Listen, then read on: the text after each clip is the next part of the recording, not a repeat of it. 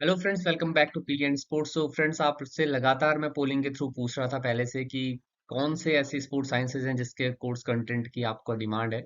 और लगातार कुछ लोगों की तरफ से बायोमैकेनिक्स का एक बड़ी डिमांड थी कि भाई इसके जो बायोमैकेनिक्स है, क्योंकि साइंस के बैकग्राउंड के जो बच्चे नहीं होते वो स्टूडेंट्स खासकर बड़ा लैग करते हैं और इन चीज़ों से दूर भागते रहते हैं, क्योंकि सरल शब्दों में किताबों में जब उनको स्टेटमेंट पढ़ने को मिलता है, लेकिन एग्जाम्पल्स और इनके थ्रू मैं आप लोगों को कोशिश करूंगा कि उन चीज़ों को समझाया जाए।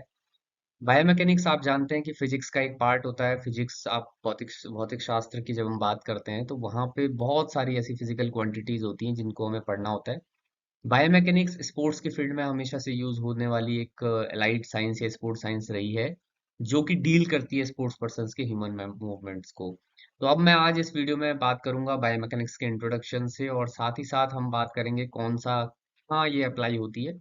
और इसके बाद मैं आपसे बात करूंगा कि जो काइनेटिक्स और काइनेमेटिक्स जो होता है, जो बड़ा अंतर और बहुत सारे एग्जामिनेशंस में और आपको पता भी होना चाहिए एज ए फिजिकल एजुकेशनिस्ट। तो शुरुआत करते हैं कि बायोमैकेनिक्स एग्जैक्टली क्या है।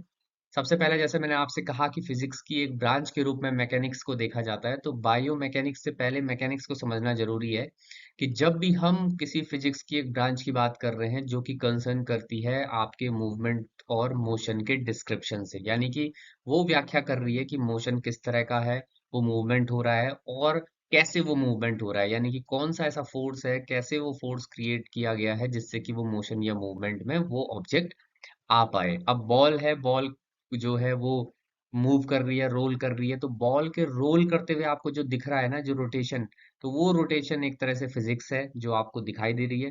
उसके पीछे का कारण आपको देखना है तो वो भी बायोमैकेनिक्स के अंदर आप देखते हैं, मैकेनिक्स के अंदर देखते हैं कि वो जो फोर्स है वो कैसे लग रहा है।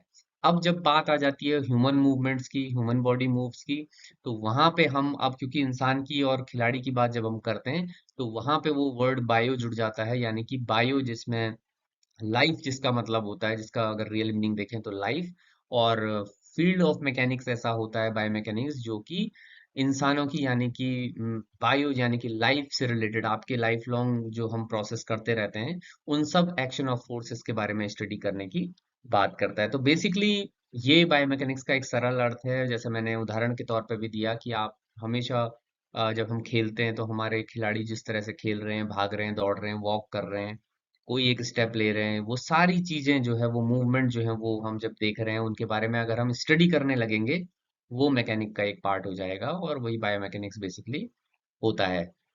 लास्ट लाइन अगर आप देखें कि जो फोर्सेस हैं studied include both the internal forces produced by the muscles and external forces that act on the body. अब कोई भी बॉडी मूवमेंट में तब आती है जब उस पे एक्सटर्नल फोर्स लगता है। न्यूटन के लॉ आपने पढ़े होंगे, उनको भी एक बार मैं आपके लिए वीडियो कर लूंगा। लेकिन न्यूटन के फर्स्ट लॉ के हिसाब से जो लॉ ऑफ इनर्शिया है, उस जड़त्व के नियम में उन्होंने यही कहा है कि या तो बॉडी खुद से इंटरनल फोर्स लगाएगी। इंटरनल फोर्स क्या हो सकता है? मस्कुलर फोर्स, जो बेसिकली होता है कि हमारी मसल्स जो है वो फोर्स लगाती है, उसी फोर्स के साथ हम जो है मोशन में या मूवमेंट में आ पाते हैं। और जब एक्सटर्नल फोर्सेस भी काम करने लगेंगी, जैसे एक्सटर्नल फोर्स के तौर पे आपको किसी और बॉडी से जो बाहर का जो धक्का है, बाहर से जो पुश या पुल का जो फोर्स है, वो भी आपको एक तरह से मोशन में या मूवमेंट में ला सकती है। उसके कई एनवायरमेंटल फैक्टर्स भी हो सकते हैं। तो ये एक तरह से बायोमैकेनिक्स बेसिकली यहाँ पे होगा। Now we are talking about the application of the biomechanics, कैसे अप्लाई की जाती है और कहाँ कहाँ अप्लाई होती है। अगर सिंपल तौर पे देखें तो इस इमेज से आप समझ सकते हैं कि जब एक बॉलर, ये बॉलिंग का एक्शन यहाँ पे दिया हुआ है, पूरा फेजेस में दिया है, जब हम इसकी बात करते हैं तो ये जो एक्शन है जहां से बॉलर ने रनअप लिया, रनअप के बाद जब उसने कॉइल पोजीशन बनाई, कॉइल पोजीशन के बाद जब उसने बॉल को डिलीवर किया, ये तीनों फेज हमने स्टडी किया। अगर हम इसको स्लो मोशन में देखें या स्लो मोशन में रिकॉर्ड भी करें किसी एक मूवमेंट को बॉलिंग करते समय, वो स्टडी एक तरह से बायोमैकेनिक्स हो गई। तो एप्लीकेशन साफ साफ है, क्योंकि हर एक जो मूवमेंट है, हर एक जो मोशन है, उसी से हमारे स्पोर्ट्स में हम सार कोई भी चीज को एग्जीक्यूट कर पाते हैं। तो मूवमेंट एग्जीक्यूशन कैसे बेस्ट हो, कैसे वहां रिस्क ऑफ इंजरीज कम से कम हो, और डिटेल्ड एनालिसिस हो पाए उन स्पोर्ट्स मूवमेंट का जिससे कि रिस्क ऑफ इंजरी कम हो और स्पोर्ट्स परफॉर्मेंस ज्यादा से ज्यादा एनहांस हो पाए, तो वही एक तरह से बायोमैकेनिक्स का एप्लीकेशन होता है। नाउ, अब हम जब बात करते हैं कि ह्यूमन मूवमेंट जो परफॉर्मेंस है वो कई तरह से एनहांस की जा सकती है। अब चाहे तो उनको एनाटॉमिकल वे में कर सकते हो कि आपका जो उनका स्ट्रक्चर है वो सही किया जाए, तो वो भी बायोमैकेनिक्स। जब हम मोशन को, मूवमेंट को पढ़ेंगे, स्टडी करेंगे उनकी, स्लो मोशन में उनको बार बार हम चीजों को चलाते हैं तो एक बार और बारीकी से हमको मूवमेंट दिखते हैं। वहां जब हम एनाटॉमिकल स्ट्रक्चर की बात करेंगे, एनाटॉमिकल फैक्टर्स यानी कि बॉडी के ढांचे की बात करेंगे कि किस तरह से बॉडी होनी चाहिए, किसी की बॉडी ज्यादा झुक रही है, कम हो रही है, बैटिंग करते समय कुछ और होना चाहिए, पोस्चर वो उस वक्त कुछ और है, फील्डिंग करते समय जब स्लिप पे फील्डर खड़ा है तो उस वक्त किस तरह से उसकी पोजीशन होनी चाहिए, तो ये भी कब होगा, जब आप स्पोर्ट्स मूवमेंट को जब आप एनालाइज करेंगे। न्यूरोमस्कुलर स्किल्स हो सकती हैं कि आप भाई कैसे आपका ब्रेन और जो मसल्स हैं वो साथ में काम करें, स्किल के तौर पे वो काम करेंगे, तो वो भी तभी पॉसिबल है जब आप वहाँ पे एनालिसिस इस तरह का करेंगे। फिजियोलॉजिकल कैपेसिटीज भी ऑब्वियसली जब बढ़ेंगी, जब मिनिमम एफर्ट के साथ आप एग्जीक्यूट कर पाएंगे अपने मूवमेंट को, तभी जाके आपकी फिजियोलॉजिकल कैपेसिटीज भी बढ़ती रहेंगी। क्योंकि अगर आप हायर जो आपका एफर्ट होंगे तो वहां पे फिजियोलॉजिकल एफर्ट्स भी आपके हायर होंगे। तो उनको स्मूथ रखने के लिए बेसिकली बेस्ट सुटेबल यानी कि आपकी ऑब्जर्वेशन ऐसी होनी चाहिए जिससे कि टेक्निक आपकी ऑलमोस्ट बेस्ट हो और उसी परफेक्शन के साथ आप उस एफर्ट्स के साथ फिजियोलॉजी को भी बरकरार रख पाएं। और जब आपकी फिजियोलॉजी भी अच्छी होती है, आपके मोशन भी अच्छे हो रहे हैं, जब आप फिजिकल तौर पर भी बेहतर कर रहे हैं, वहां ये सब चीजों करने के बाद वो एनालिसिस आपका काम आता है साइकोलॉजिकल यानी कि कॉग्निटिव एबिलिटीज में भी। आपका ब्रेन, आपकी साइकोलॉजी पॉजिटिव तरीके से काम करती है जब एफर्टलेस तरीके से आपको करना है। हम देख रहे हैं आजकल वर्ल्ड कप चल रहा है, रोहित शर्मा जब शॉट खेलते हैं, पुल शॉट खेलते हैं, तो पुल शॉट में इतना परफेक्शन है क्योंकि हर एक तरह से अगर आप उनके स्पोर्ट मूवमेंट को, उस पर्टिकुलर मूवमेंट को अगर आप एनालाइज करेंगे, वो पुल शॉट जो है वो बिल्कुल स्टांस से लेकर और जो उनका जजमेंट है बॉल को लेकर, जो स्किल उनके अंदर वो है, और उसके बाद जिस तरह से वो हिट करते हैं बॉल को, जो कांटेक्ट होना चाहिए और जो फॉलो थ्रू है बेसिकली, वो सारी चीजें जब बेहतर होती हैं तो वहां पे वो जो है हर तरह से पॉजिटिव फील करते हैं और वो कॉन्फिडेंस अपने आप में हायर लेवल तक जाता है। तो ये बेसिकली एप्लीकेशन के तौर पे हम दे सकते हैं। Areas where biomechanics is applied, कौन से एरियाज हैं जहां बायोमैकेनिक्स अप्लाई कर सकती है, ये सब चीजों के बारे में हम देख रहे हैं। आइडेंटिफिकेशन ऑफ ऑप्टिमल टेक्निक यानी कि अगर जैसे मैंने अभी कहा कि आपको ये देखना होगा कि खिलाड़ी की सबसे बेस्ट टेक्निक क्या होनी चाहिए। अब वो बेस्ट टेक्निक, जैसे आप जानते भी हैं कि जब हम टेक्निक ऑलरेडी जो है स्टैंडर्डाइज टेक्निक बनी हुई हैं और उन्हीं टेक्निक्स, यूनिवर्सल टेक्निक्स को हम खिलाड़ियों को सिखाने की कोशिश करते हैं, तो वो भी कहीं ना कहीं कहाँ से आई है, जब एनालिसिस इस तरह के बायोमैकेनिकली हुए हैं तभी जाके एनालिसिस इस तरह का होके और बेस्ट टेक्निक हमें बताइए ताकि स्पोर्ट्स परफॉर्मेंस परफॉर्मेंस जो है वो एनहांस हो पाए। कभी कभी क्या होता है, एक छोटी सी टेक्निक खराब होने के कारण एक खिलाड़ी जो ज्यादा बेहतर परफॉर्म कर सकता था हाईएस्ट लेवल ऑफ कंपटीशन में, वो वहां पे नहीं कर पाता। इस इमेज में आप देख रहे होंगे कि स्क्वाट जो होता है, स्क्वाटिंग जब हम कर रहे हैं उस समय की जो पोजीशन है, वो पोजीशन अगर आपकी सही नहीं है, जैसे नी यहाँ पे पहले फिगर में आपको दिख रहा है कि नी यहाँ पे क्लोज है, तो आपको नी जो है वो आउटवर्ड रखना है। और वो नी आउटवर्ड कैसे होंगे, बेसिकली जब आपके फुट भी आउटवर्ड डायरेक्शन में फेस कर रहे होंगे। तो एक छोटा सा एरर को अगर आप इस तरह से एनालाइज करके दूर कर पाएंगे और आपकी इस तरह की एनालिसिस की जो आप नेकेड या कीन आइज ऑब्जर्वेशन के साथ आप इस तरह से देख पाएंगे, तो वो बायोमैकेनिकली की आपका एनालिसिस करने का एक तरीका या एक हैबिट आपकी वहां से आ सकती है। स्पोर्ट्स बायोमैकेनिक्स डायरेक्टली बायोमैकेनिकली या टेक्निकल तरीके से एथलेटिक परफॉर्मेंस के कंपोनेंट्स को डेवलप करने के लिए काम करती है। उसके साथ साथ सेफेस्ट मेथड जिससे कि स्पोर्ट्स एक्सरसाइज या परफॉर्मेंस वहां पे आ पाए, और कौन सा ऐसा सेफेस्ट मेथड है जो कि डिटरमाइन किया जाता है किसके साथ, जब आप एनालिसिस करते हो बॉडी के मूवमेंट को, कौन सा ऐसा चीज है जिससे आप इंजर्ड भी ना हो और आपका काम यानी कि आप एग्जीक्यूट भी उसको कर पाओ। Analysis of sport and exercise equipments.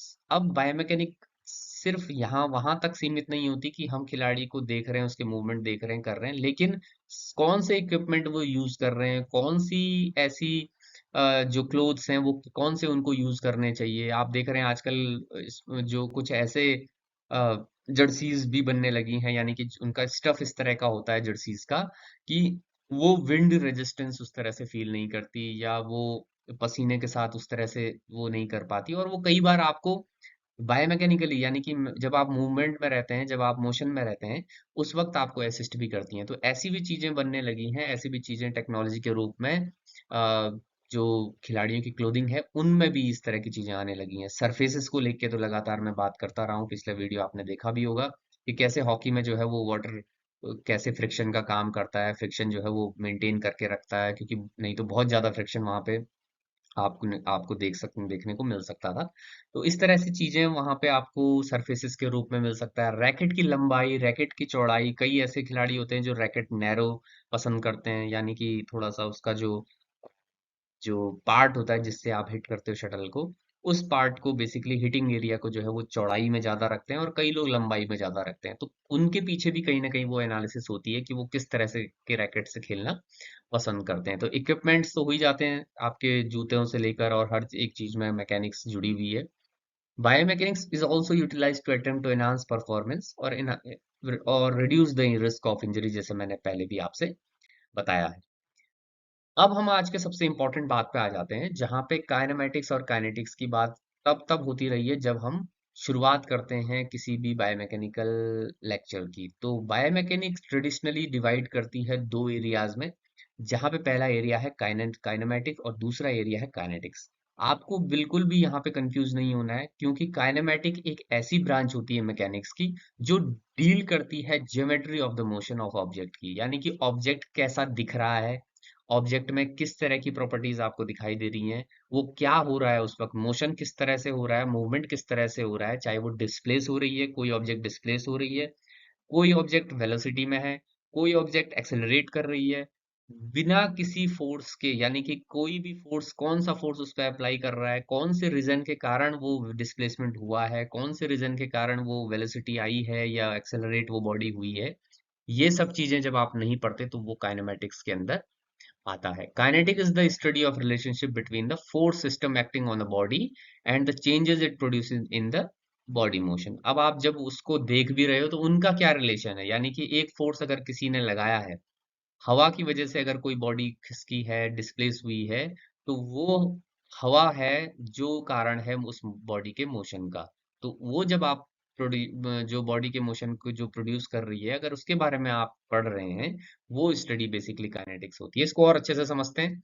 अब जैसे इसमें लिखा है कि what we are able to observe visually when watching, जब हम कोई देख रहे हैं और विजुअल तरीके से हम ऑब्जर्व कर रहे हैं उस मोशन को कि भाई ये कैसे, जैसे हमें बॉल दिख रहा है ग्राउंड में, अगर आपसे कोई कहे कि वो बॉल जैसे आपको दिख रही है कि वो बॉल वहां से आई है, अब वो कैसे आई है ये बारे में आप नहीं सोच रहे हो, बस वो बॉल जो है वो वहां से आई और इस तरह से बाउंस करी, या इस तरह से वो रोल कर रही थी या स्पिन कर रही थी, ये सब चीजें काइनेमेटिक्स के अंदर आएंगी।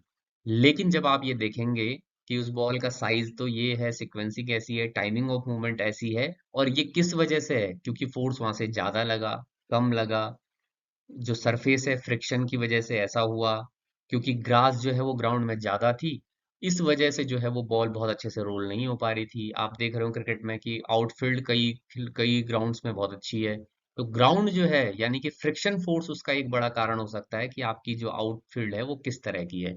तो ये कारण जब आप पढ़ रहे हो, इसका एनालिसिस आप जब कर रहे हो, then you are talking about kinetics. तो ये एक सरल जो है एक डिफरेंस यहाँ पे है, अगले स्लाइड में मैं आपको एक एग्जांपल के तौर पे उसको बताऊंगा।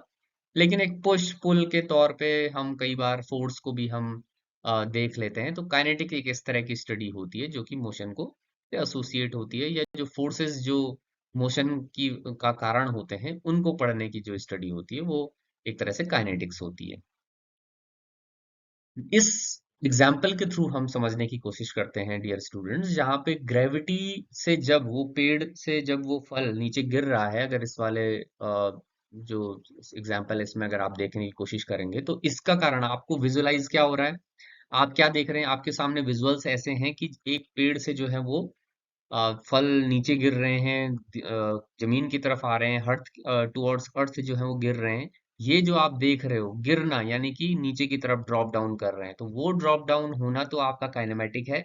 लेकिन जब हम देख रहे हैं कि because of the gravity, gravitational force की वजह से वो नीचे गिर रहे हैं, वो फोर्स जो हम कारण के रूप में देख रहे हैं उसको हम बेसिकली काइनेटिक कहेंगे। पुश में भी यही है, push is a force, kind of force हम कह सकते हैं। पुश और पुल दोनों एक तरह से फोर्स होते हैं, तो यहाँ भी हम काइनेटिक्स की बात करते हैं, पुल में भी काइनेटिक की बात होगी।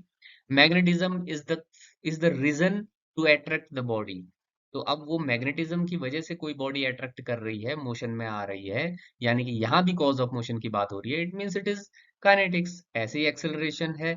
एक्सेलरेशन जहाँ पे हम बात कर रहे हैं कि भाई जो rate of change in motion है, rate of change in movement है with respect of time, this is acceleration. But now we are not talking about the cause of motion जिसकी वजह से ये एक्सेलरेशन हो रहा है। तो इसीलिए ये आ जाएगा आपका काइनेमेटिक्स में। तो इस लुढ़कती हुई गाड़ी में अगर आप देख रहे हैं कि अगर हमें गाड़ी लुढ़कती हुई दिख रही है, यानी कि वो बहुत तेजी से वहां पे एक्सेलरेट हो रही है, तो वो एक्सेलरेशन या वो वेलोसिटी उसकी काइनेमेटिक्स दर्शाएगी। लेकिन जब हम बात कर लेंगे कि भाई वो फ्रिक्शन की वजह से वो तेजी से लुढ़क रही है, क्योंकि प्लेन जो है वो रोड वहां पे है, बिल्कुल चिकनी रोड है, इस वजह से वो गाड़ी तेजी से वहां पे जा रही थी, वो वजह है उसका एक तरह से काइनेटिक्स हो जाएगा। तो सिंपल एग्जांपल्स के थ्रू आपको यहाँ पे मैंने कोशिश की देखने को। टर्मिनोलॉजीज में हम इंपॉर्टेंट जो है वो बात कर लेते हैं फटाफट। मैकेनिक्स मैंने पहले भी बताया कि ब्रांच ऑफ फिजिक्स है जो कि एक्शन ऑफ फोर्सेस को एनालाइज करेगी, जो कि किसी मैकेनिकल सिस्टम में होती है। अब स्टैटिक्स और डायनेमिक दो तरह की चीजें होती हैं। जब कांस्टेंट स्टेट ऑफ मोशन की बात करते हैं, उस सिस्टम को हम स्टैटिक कहते हैं, यानी कि स्थिर होती है। और डायनेमिक्स यानी कि इन मूवमेंट है, तो branch of mechanic dealing with system subject to acceleration, जहां पे हम मोशन की बात करेंगे, तेजी की बात करेंगे, मूवमेंट में कोई चीज चल रही है, स्थिर नहीं है, उसको हम डायनेमिक्स में डायनेमिक मैकेनिक्स कह देते हैं। काइनेमेटिक्स मैंने ऑलरेडी बता ही दिया आपको। काइनेटिक्स मैंने बता दिया study of action of forces. Kinesiology study of human movement. अब कई बार लोग बायोमैकेनिक्स और किनेसियोलॉजी में थोड़ा सा कंफ्यूज करते हैं। मैं आपको बताऊं कि kinesiology is the study of human movement, और वो ह्यूमन मूवमेंट को जब आप एनालाइज करने की बात करते हैं, देन इट इज कॉल्ड, यानी कि किनेसियोलॉजी के अंदर आपके पास ये बायोमैकेनिक्स आता है जो कि ह्यूमन मूवमेंट की स्टडी करने के बाद उसको एनालाइज करता है कि कैसे ह्यूमन परफॉर्मेंस को, एथलेटिक परफॉर्मेंस को enhance किया जाए।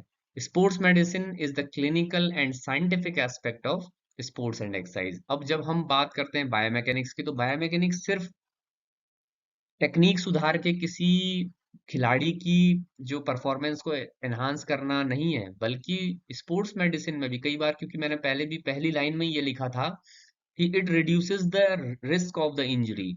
आपकी जो इंजरी है उसको रिड्यूस करने का काम भी क्या करेगी, बायोमैकेनिक्स करती है। और वो फिर कवर कर देता है स्पोर्ट्स मेडिसिन में, क्योंकि जब कोई खिलाड़ी इंजर्ड हो जाता है, होने के बाद जब उसको वापस जो है वो रिहैबिलिटेशन प्रोसेस में होता है, यानी कि जब उसको क्योर कर देते हैं, यानी कि उसका ट्रीटमेंट हो जाता है इंजरी का।